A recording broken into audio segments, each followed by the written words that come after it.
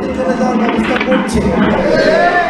যদি সেটাও না পারে তাও বাসার মধ্যে অবস্থান করছে এবং ফেসবুকে মূলত হচ্ছে তারা নিজেরা পালিয়ে আছে, কিন্তু আমাদেরকে বলছে আমরা পালানোর উপর পাবো না।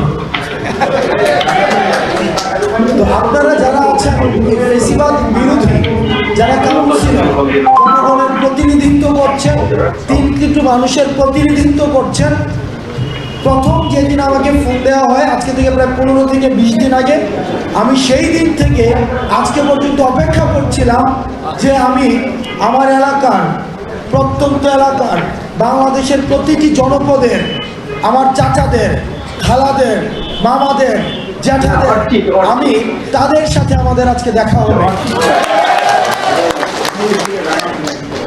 একই সাথে একটা বিষয়ে আমাদের সবারই, আমরা এখানে যারা বসেছি আমরা একমত না, সেটা হচ্ছে কাউন্সিলরদের পরিবর্তে যে অ্যাডমিনিস্ট্রেটিভ অফিসার নিয়োগ করা হবে এই বিষয়ে আমরা একমত না। এটা আমাদের স্পষ্ট অবস্থান।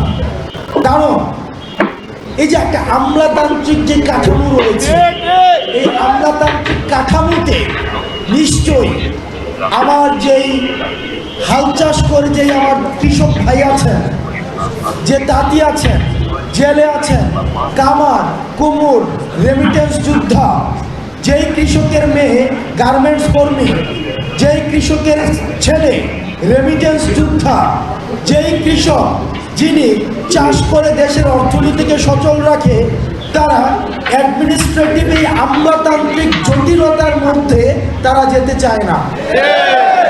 তারা যেতে চায় না বলেই তারা আপনাদেরকে নির্বাচিত করেছেন।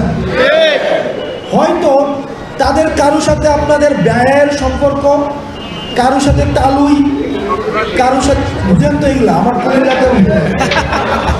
কারোর সাথে হচ্ছে এই একটা হৃদ্যতার সম্পর্ক। তাদের 9টা 5টার অফিসের টাইম নাই। তারা জানাজা থেকে শুরু করে, লাশের দাফন থেকে শুরু করে, সুন্নতে খতনা, নাকফুল ফুটানো, তারপর হচ্ছে যে প্রসব, যে প্রথম বাচ্চা যে জন্ম হয়, প্রত্যেকটা জায়গায় আমরা যাদের উপস্থিতি পাই সেটা হচ্ছে স্থানীয় যারা প্রতিনিধি আছে তাদের। আপনারা যেহেতু 9টা 5টার অফিস করেন না, সুতরাং আমার স্থানীয় প্রতিনিধি হতে হবে এমন প্রতিনিধি যার সাথে আমার প্রতিদিন চায়ের দোকানে দেখা হবে, যার সাথে বাজারে গেলে দেখা হবে, যাকে ফোন দেওয়ার জন্য, যার বাড়ি যাওয়ার জন্য